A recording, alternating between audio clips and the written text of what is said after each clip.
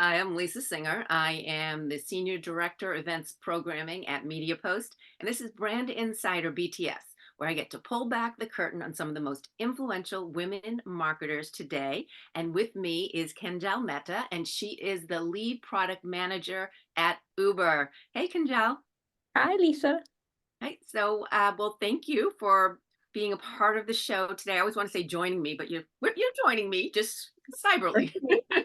Is cyberly a word? I don't know. But anyway, no, you came. We had one of your colleagues with us at our last event in Deer Mhm. Valley, and he highly recommended you. He's just like, you're very impressive. And then I had a chance to do my snooping, and I agree. So I'm glad we were able to do this. Well, thank you so much for taking the time. Yes. So what I want to know is like, all right, when you look at Uber and you look at the slogan, it's basically moving the world forward. Okay. So it also goes on to say we reimagine the way the world moves for the better. So great slogan, but I don't want to talk about Uber's how they're moving forward, which is great. But Yeah. I want to talk about you, how you look at things. What would make the world better for you? What do you reimagine? I think I feel like working in tech and working in a very high pace, like fast paced environment, it's actually very easy for a lot of us to forget a lot of like our basic human aspects of things, right? And I think for me, the way I feel like we could move the world in a better direction or in the right direction is bringing in back a lot of compassion and empathy. And this is one of those things I feel like I've been trying to practice myself, be it personally or even within my work environment. I feel like people always try to categorize like tech jobs as like very robotic and, like forgetting about everything and continuing to move forward. But I also think that the more we bring a lot of empathy and compassion in our day to day, I think it causes a lot of ripple effect in how you work with people, how you talk to people, and just creates a much better environment for everybody to do their best. But yeah, I would really want to bring that and see how much better we can do. So that's kind of what I'm trying to actually live by as well. Well, like using, and we've actually talked about this at our different summits because AI obviously can't not be something that is discussed among marketers. Yeah, And it is that, you want to use, I mean, AI is there to help better things, help make things easier for us in whether it be in marketing or in life in general. But then I think to your point, and which is what I think a lot of people have been saying is we need still that human touch. You yeah, can't just rely on the robot, say, you yeah, have to include that. But with you, and when you look at you, you're, I know we're going to get into your career path. And, I would never meet you and be like, oh, tech girl, or tech woman. But it would be because you're just so, you're sweet. And I'm not trying to label because I'm is any of them. yeah, I'm totally going to get yelled at by everyone who's out there in tech, all women. But I just mean it as you yeah. come across so human and the way, and again, oh my gosh, I'm going to get so yelled at for this. What I mean is so girl next door, compassion. You would have thought, you'd go into something, more philosophy or, like something with that. And just, Yeah, and obviously we've had only little interaction, so I could be completely jumping to conclusions. But right. do you feel like that is a misconception among, like, am I you doing a huge misconception among when you see your tech colleagues and the women and men, all of the Yeah. above? Because I think we have that kind of generalization sometimes.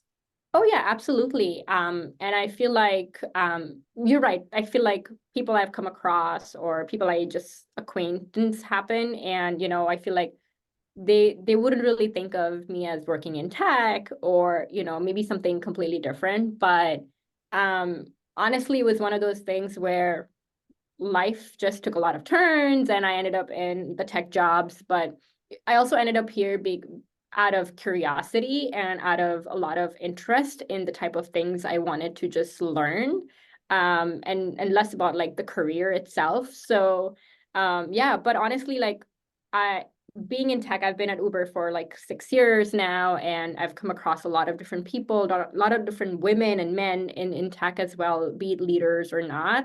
But one of the things I've actually learned about myself and discovered is that everybody wants to achieve a lot of things, wants to have very fulfilling jobs, and sometimes we forget about those things. Things get very competitive, things get very cutthroat sometimes, but if you just pull back a little bit and realize that when you start showing a little bit of that empathy around things and people, it does really impact, and it does really bring a lot of change in behaviors or in how you talk to people and how people respond to it. So that's kind of been my goal. Where it's funny when even I talk to my family or friends, and it's kind of like they always think of me as like a very odd person in tech sometimes, because I'm very non-confrontational and things like that. So it's funny, and I feel like I do believe that this is my way of bringing a lot of those things in practice, where I could bring a lot of those human aspects to it in my job, and even outside of my job. So kind of non-stereotyping a little bit the tech aspect of it. Yeah. Well, and as you said about getting into tech, it sort of kind of zigzagged or what Yeah, it happened. It wasn't necessarily. So let's go back to when you were graduating college and you were envisioning your life. yeah, Were you always drawn to tech in some capacity? Which is then, I'm not saying you maybe chose to go into tech per se, but right. was there something that you maybe, as you said, you have that curiosity, you want to learn? And obviously, for growing up and in that when you were in college, tech was a big part of everyday life. So did that formulate your choices, or talk about that in your path to where you got to today? Actually, tech was not in my radar at all, ever. Not even something I had even considered or thought about. But I actually went to University of Illinois, Chicago, and I went for mechanical engineering. So I wanted to be an engineer. Mhm. And for some reason, I always believed that mechanical was going to be like the base of any engineering I wanted to pursue in the future. But I had a good time learning it, but I always had this feeling closer to my graduation where I was like, I don't know if this is something I could see myself for a long term. It was interesting, it was good learning, but it was one of those feelings where I felt like I'm not sure where I'm heading.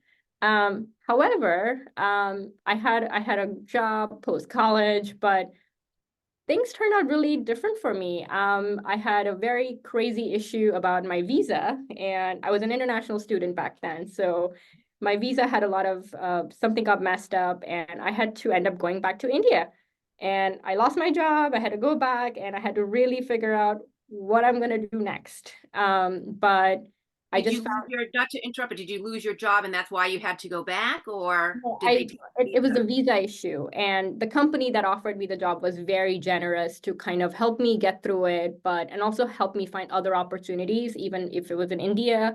But it didn't work out, right? So went back to India. I started a job where I thought it was actually in the engineering industry, but more on the business development side.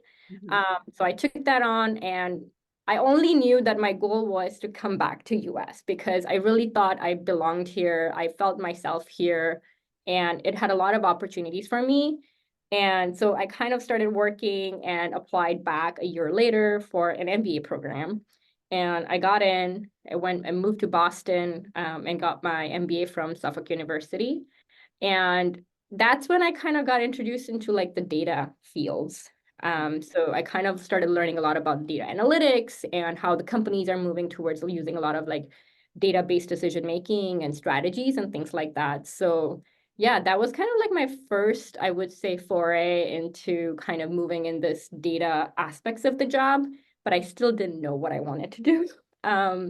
But it was very interesting that I got a job in a digital media consulting company post MBA, and it was all about learning about analytics and helping our clients kind of inform decisions based off like the data that they have driven onto their websites. So that was actually how I got into this area. And when I started that job, I had no clue what my job was going to be. It was kind of using a lot of analytics tools that I had never heard about, or I had to like actually get a certification, learn on the job. But honestly, for me, it was like I got very interested and I was very curious, and that helped me motivate myself to kind of continue pursuing and learning. And yeah, and then lo and behold, like things took turn and I moved to San Francisco, got a job from Uber, and it was kind of a good switch because it was the same field of kind of using data analytics. But I moved to Uber, and in last 6 years, um, I hadn't thought about product management until I came to Uber. I didn't even know what product management was until I came to Uber. But I just had a lot of curiosity and, this motivation to just continue to like understand what's happening, how we are doing a lot of like our media buying, how do we actually know where we are spending our money, and those kinds of stuff kind of led me to understand how can products be built to do these things for marketer. And yeah, now I feel like I understand that aspect so well.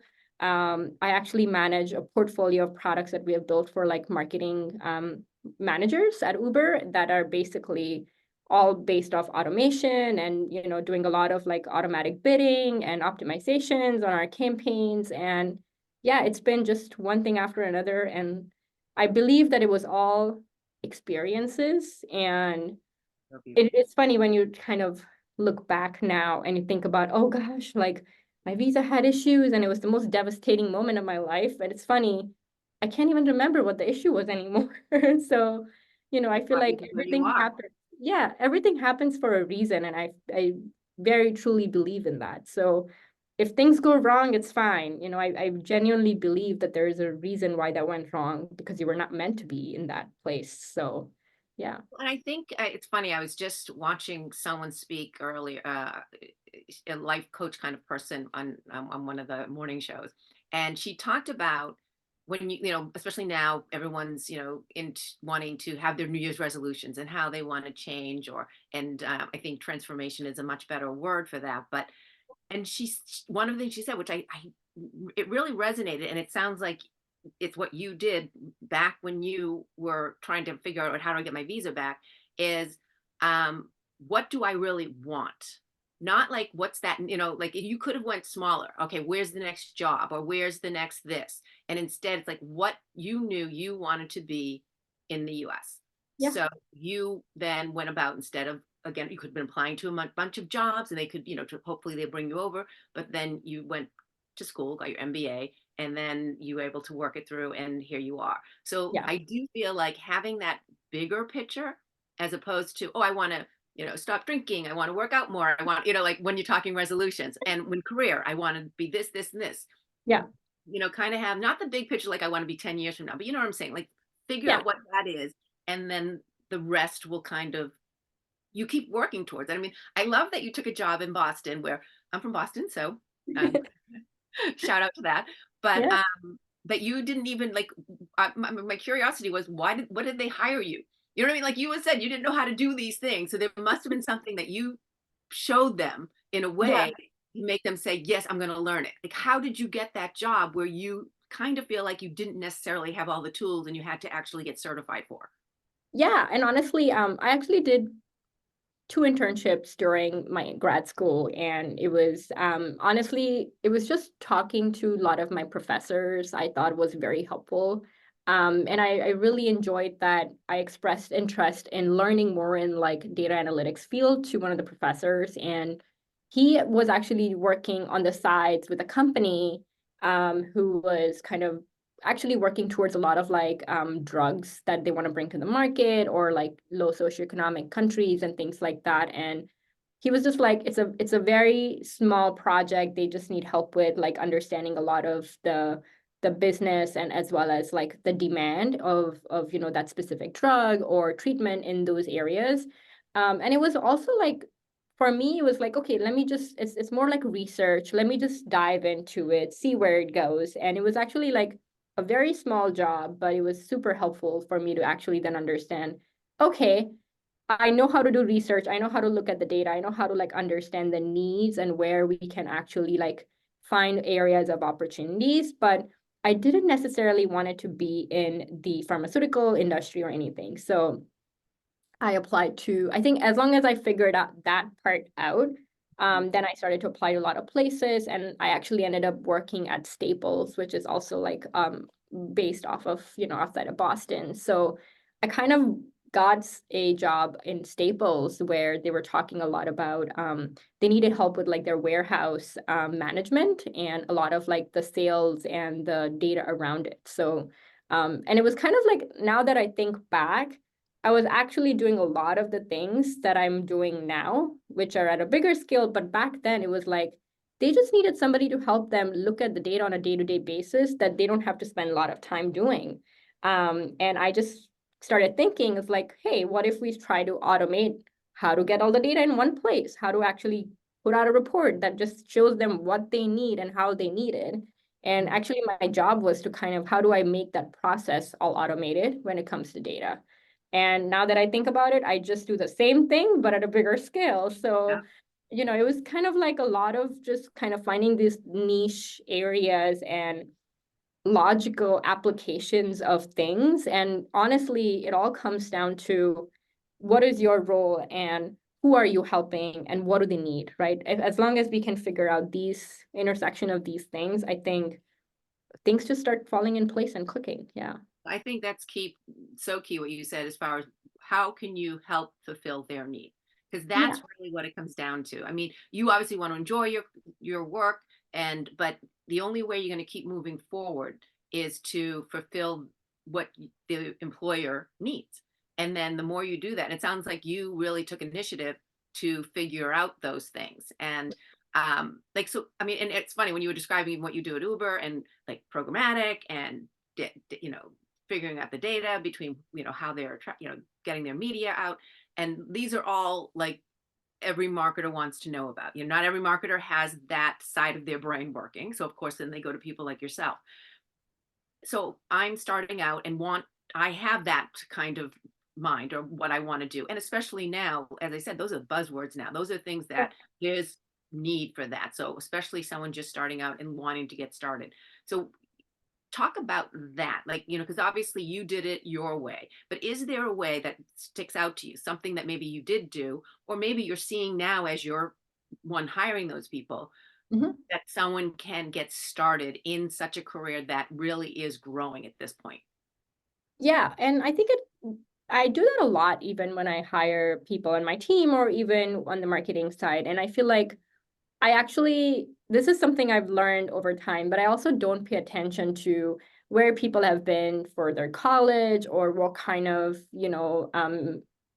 Ivy League or non-Ivy League, whatever that is. I think I want to pay more attention to what kind of initiatives or projects or even within their school curriculum, what kind of like things that they've done outside of just kind of their core curriculum, right? So I want to pay attention to those things. And then I also try to look, especially when I talk to them, you could just tell sometimes by talking to people where they're very driven, they're very interested, but they don't know where to start.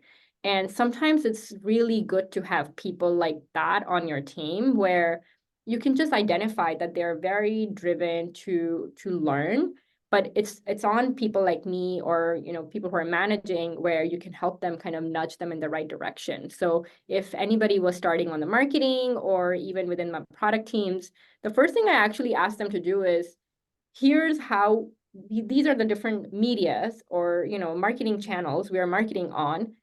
Go understand how these work. Even if you get the basics of what does a display campaign mean or what is the social campaign mean, just understand the basics and then we follow up and say, what did you learn? You explain it to me. Right. And that's how I kind of start to get people more interested, where I just give them a much more wider, I would just say like let them swim in the ocean and then come back and then we talk and then understand like how much did that understand? Where did you get stuck? And what did you not understand? And let's kind of fill in those gaps by talking or kind of doing more deep dives and things like that, right? So for me, I feel like if you can see the people that you're hiring or want to start have the interest and the curiosity, you just have to point in them in the right direction and help them kind of grow as you go along. Um, but yeah, I think my it always comes back to the same point of like, if people are eager to learn, why not help them? So I'm curious. It used to be, and I feel like that's changing, and you can tell me better, obviously. You used to think of tech as male, men. yeah. That's who were in the industry. I'm meeting more and more women like yourself who are just doing amazing work and at high levels, who are on the tech side, and doing things like yourself.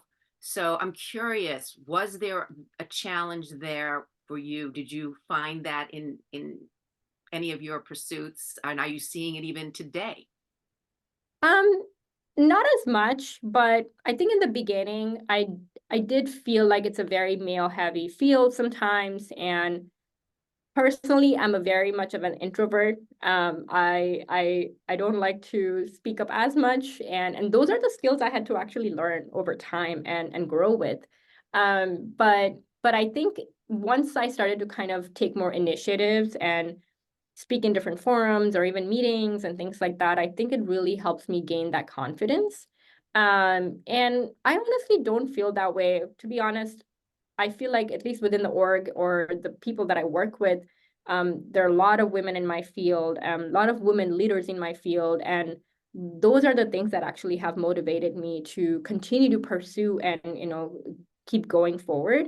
And honestly, like my manager is super supportive. He's a male, but he's very supportive of women, and he's actually helped me a lot along the way, and just taught me a lot in terms of how to brand yourself a little bit, or how to even continue to grow. And obviously, it all depends on what I want from my career as well. But it's always been a very positive conversation, and I feel very lucky, but also, you know, very easy that I feel like I can talk about these things even with my senior leadership here, and bring a lot of those topics and not feel like we're saying something that's not comfortable. So it's been actually a very good and a good learning for me as well. Was there a situation, and obviously not at Uber, and you don't even have to name the company, but I'm just curious, was there a situation where it was pretty blatant that maybe they weren't taking you seriously as a woman, especially a younger woman when you were starting out? And how did you get around that? Did you, because being the introvert, you learn to find your voice, but, and you don't necessarily want to go head at, go like that. Yeah. But at the same point, you don't want to be held back. Was there, and if there's not, we'll, obviously move on, but was there that time where you had to kind of maneuver your way through it?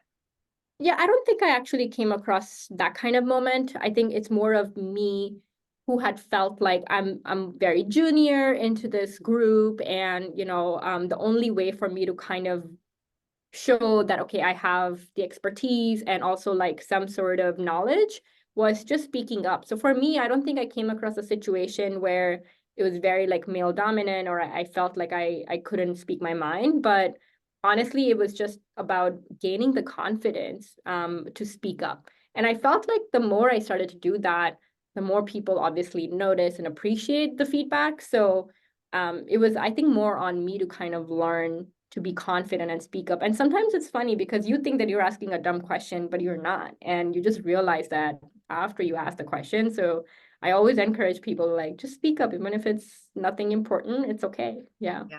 Yeah, and by speaking up, you're showing your value in exactly. little or as huge an aspect. Right. But no, I think that's great. Well, I'm curious. So obviously you had to kind of grow into being able to be more of an extrovert, or at least, speaking up more. But is there a time of what kind of situation do you thrive in? And not necessarily work, it could be just in life in general. Like, where do you feel like you just thrive? I it's funny, but I thrive in very much like high stress environment.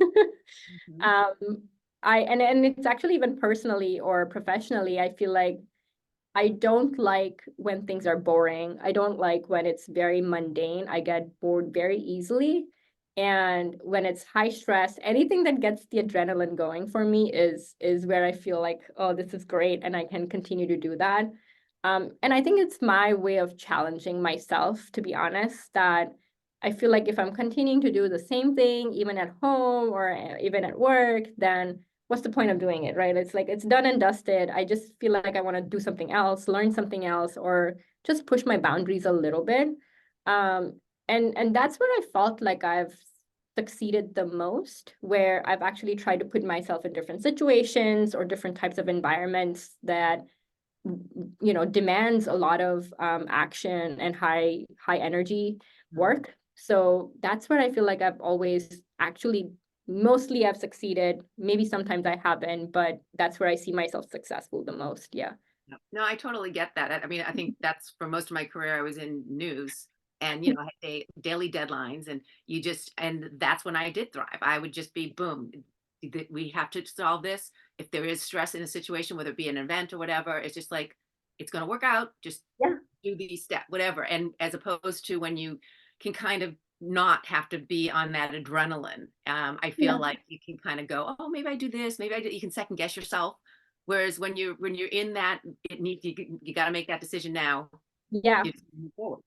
There's no room for second guessing, and that's when it's the best. And I feel like when you have too many options, that's not helpful. So Yeah, it's just like when you go to see a menu, it's like, maybe I yeah. want this, but no, I want that. Oh, we want the perfect thing. I don't know if I'm very much a perfectionist. I'm like, oh, I Yeah. really want to make sure I love this. And then it's like, but if there's like two things, like, all right, I'm Know gonna what you get have this. to do. Yeah, Yeah. totally.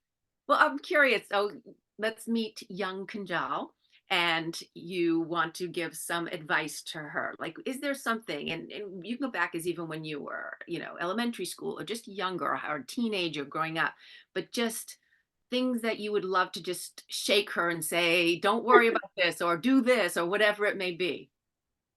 Um, yeah, I think now that I look back, I'm a mom now. I have a 3-year-old son, and there's a lot of times that your perspective on life changes a lot. I feel like after being a mom, but if I have to go back and like give any advice to my young self, I think it would be more about taking more risks and even experiencing different things, situations, or environments.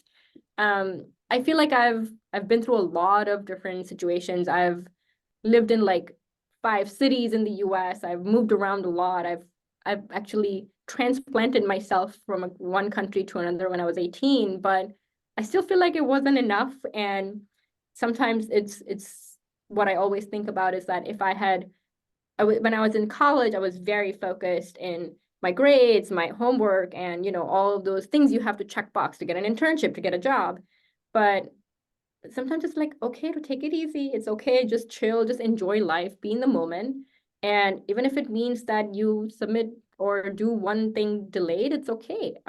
Just take a little bit more chance and risks and getting out of that shell. It took me a very long time to get out of my shell and feel like okay, I can be more confident and meet new people and be okay with that. And I think those things actually come with experience. And the more you experience things in life, I think the more you feel like you've had a more grasp on reality.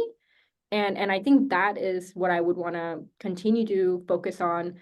Even now, and I'm not saying that life is over, but I want to continue to push myself in those areas where I have to experience new things, different things, and push my boundaries a little bit more. Yeah.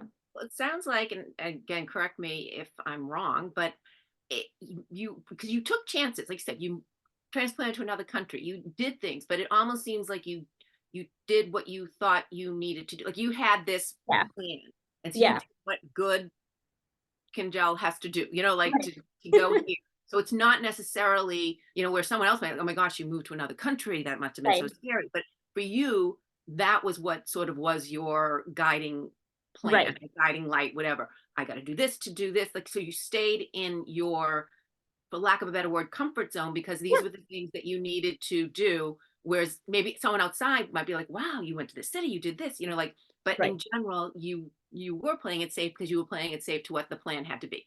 But That's so exactly right. I feel like you're saying you want to go outside the plan. You want to just like Yeah. drop the plan for a little bit, not Yeah. always, and just like do those things that maybe are not what are in that real comfort zone. Yeah, and it could be anything, any simple small thing, right? Like if some people want to travel more and experience different cultures or people. Some people want to take up a hobby, or, I love cooking and baking now, but I'm like, oh wow, if I had just learned this a long time ago, I may have been a different place. Could be, maybe, I don't know. But yeah, things like that. It could be learn tennis or learn swimming, whatever that is, right? And I feel like those things, I feel like we forget about that, how valuable those experiences are for us. And when now that I, in my current environment, my family life, my professional life, I still try to push myself. I try to take up whatever amount of time I get to do something for myself. And that's is when I feel like, okay, I feel like I've done something that's more fulfilling to me. Obviously, I am a responsible mother and I try to take care of house and work, but sometimes you also have to do some things for yourself to feel like you're doing something to take care of yourself as well. So yeah. Yeah, and it just makes you. I from when you were saying that, I did rock climbing. Okay, I'm afraid of heights, and it was like not outside rock climbing, couldn't get that, but on the wall. And literally, Yeah. the guy's like, "Why are you here?" I'm like, "Well, I have really no upper body strength, and I'm afraid of heights." And he's like, "Why are you here?" And I'm like, "Because I am so afraid." And Yeah, I was physically, when I got to the rang the bell, came down like this, physically shaking like this, but never felt more exhilarated or exactly. light or left. And it was just like, it just awakens you because it's so out of something you would, Yeah, for lack of comfort zone or what you would normally do. And it's right. just taking those chances. I mean, I don't see myself, hiking, climbing any, major outside at all, to be honest. Yeah, I want my little strap on me. I'm just saying, like, I feel like it does exhilarate you and it does make you exactly. sort of, even if it's only for that one time, it gives you that rush that maybe you're not getting when you're just staying in, in between the lines. Yeah, and it's also sometimes like, at least you tried. You may not succeed, you may fail, but it's something you tried and now you know what it is. So yeah, just knowing is a good thing. Very much. Well, I want to ask you one more thing because it's about Uber again. Okay. Reading the about page, it says movement is what we power. It's our lifeblood. It runs through our veins. It's what gets us out of bed each morning. Okay. So what gets you out of bed each morning? I'm gonna make a joke. My son, who was an early riser, Okay. but no, to be more serious, honestly, I feel like I have a lot to offer to my community. I have a lot to offer to people, um, and I feel like even when it comes to work, there have been times, very difficult times when work is very stressful or very demanding. But there are a lot of times that I've actually felt that people who I manage, people who report to me, they do look up to me, or friends and family that I have a lot of faith in me in what I do with my life. And I feel like that sense of service, the sense of community, and the sense of what I have to offer to bring that balance, I feel like definitely helps me keep going forward and motivates me on a day-to-day basis. And I genuinely believe that I want to continue to kind of pursue in that direction where I'm able to help, even if it's one person, be it for their career, be it in their personal life, or if somebody just needs somebody that they can want someone to listen, I would be that person. So that way I feel like I've accomplished something. And I that's my true purpose, I feel like, and I want to continue to pursue that and that's what motivates me every day, one day at a time. Yeah. Awesome. No, and I think that's such a great thing to have and to feel like. So I love that. Well, Kinjal, thank you so much. I really appreciate you sharing all this with me. It was such a pleasure. Thank you so much for having me and really appreciate you taking the time. Yeah, no, I loved it. And thank you for watching. And please, as I always ask, if there's any woman marketer that you feel is exceptional, like Kinjal, please let me know. I will do my best to see if I can get them and hear about them behind the curtain and learn more about them. So anyway, thanks again for watching, and thanks again, Kinjal. Thank you.